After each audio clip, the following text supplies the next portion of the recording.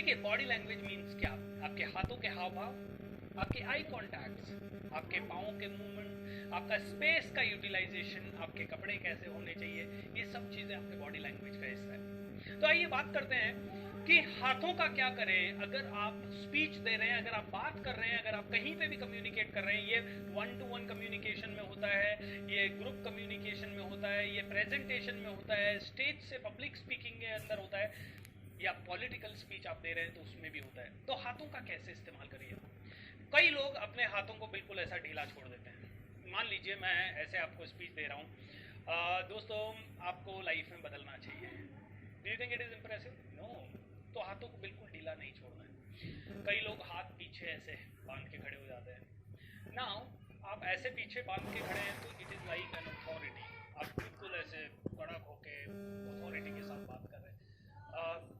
People may और may not accept you, है ना। कई लोग बिल्कुल इस तरह से बात करेंगे, दोनों हाथों को बिल्कुल सामने ले आएंगे। It is a slave body language. आपको दोनों हाथ ऐसे बिल्कुल बात हो गई। मैं आपको बोलूं once upon a time there was a king, दोस्तों it is not very impressive, it is like a slave body language. कुछ लोग बहुत ही इंटरेस्टिंग अपने दोनों हाथ पॉकेट में डाल देंगे और फिर उसके बाद बात करेंगे, और कुछ लोग बार बार अपने कंधों को ऐसे उछालते हुए बात करते हैं। कोई आदमी आजकल जीन्स पहनता है और जीन्स में यहाँ पे या पॉकेट में अपने हाथ इस तरह से डाल लेता है और फिर बात करता है। एंड कोई आदमी हाथ में अंगूठी पहनता है तो उसको अंगूठी को ऐसे घुमाता है।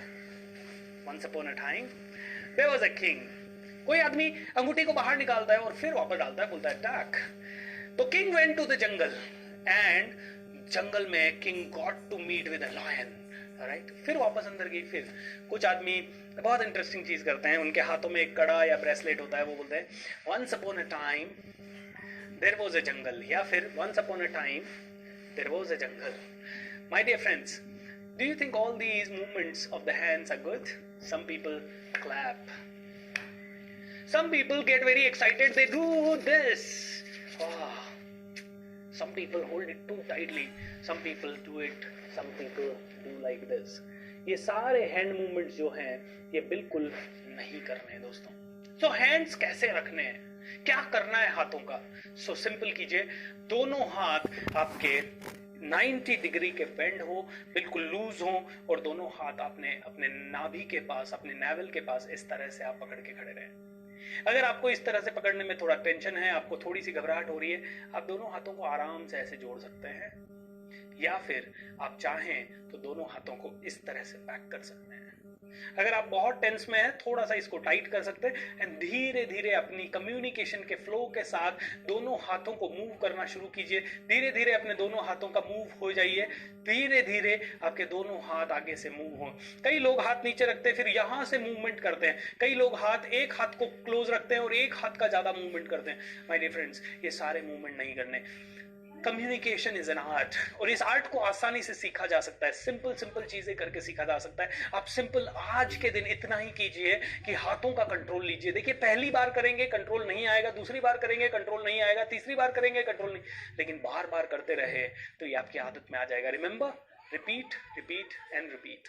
ओके, सो अगेन आज के वीडियो के अंदर मैं सिर्फ आपको बॉडी लैंग्वेज का एक ही टिप दे रहा हूं। अपने हाथों को हर एक कॉन्वर्सेशन में, चाहे आप बैठ के कॉन्वर्सेशन करें, चाहे आप कैसे भी रहें, बैठ के अगर आपका आर्म रेस्ट है तो आर्म्स पे आप हल्का सा कर सकते हैं। कई आदमी इसको बहुत ज्यादा चिपका लेते हैं ऐसे, और कई आदमी इसको बहुत ज्यादा ढीला ऐसे छोड़ देते हैं। This is not what you are suppose to do. आपको हाथों को ऐसे रखिए, बिल्कुल स्ट्रेट खड़ा होइए, अपनी बॉडी में कमांड रखिए and then start speaking with a smile. Automatically you will have a great speech. हाथों के मूवमेंट से जान आ जाती है एक स्पीच में। अगर आप बैठ के भी बात कर रहे हैं तो भी अग्रेसिवली आप अपने हाथ को बात करते हैं। अब कई लोग मुझे बोलते हैं सर लेकिन जब आप इतना सारा हाथ हिलाते हैं, हम अगर अपने बॉस से बात कर रहे हैं और इतना हाथ हिलाएंगे तो कैसे होगा? दोस्तों सिंपल है, कहां आप बात कर रहे हैं, कितना डिस्टेंस है आपके और सुनने वाले के बीच में, उसके ऊपर भी ये डिपेंड करता है। कुछ चीजें सिर्फ कॉमन सेंस से या ऑब्जर्वेशन से आएगी।